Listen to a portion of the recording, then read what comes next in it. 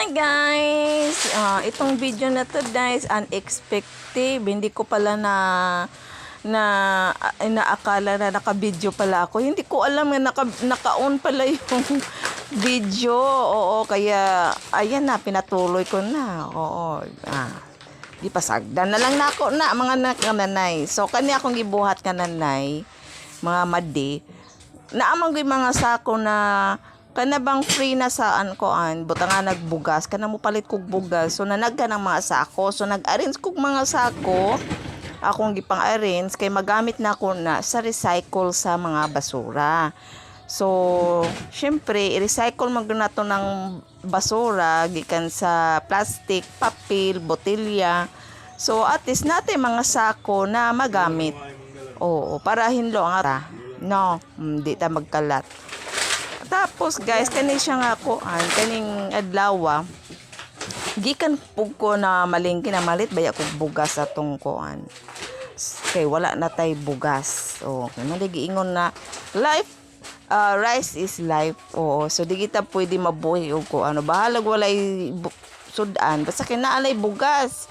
Ang importante sa bugas ay kanang nindot bitaw kanang lamion, bahalag ang sudan ginamos basta kay lami ang bugas.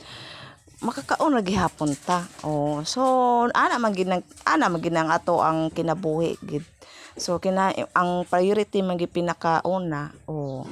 So mo ni guys, morning. So nagkuan-kuan ko, naglimpyo-limpyo ko sa mga kabinet kay murag nanaghan ang mga sako, no ako nang gipang arin sa mga sako, mga unsa ba dinha.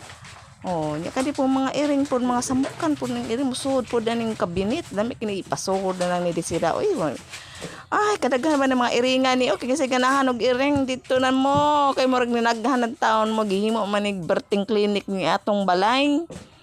So ani ni siya madi. So karon ako na lang ni sige pasagdaan nga naka-record man din ni ako ni video ha mo na nga. Ako na lang gipasagdaan, ako na lang gi-voice overs para mahuman na lang.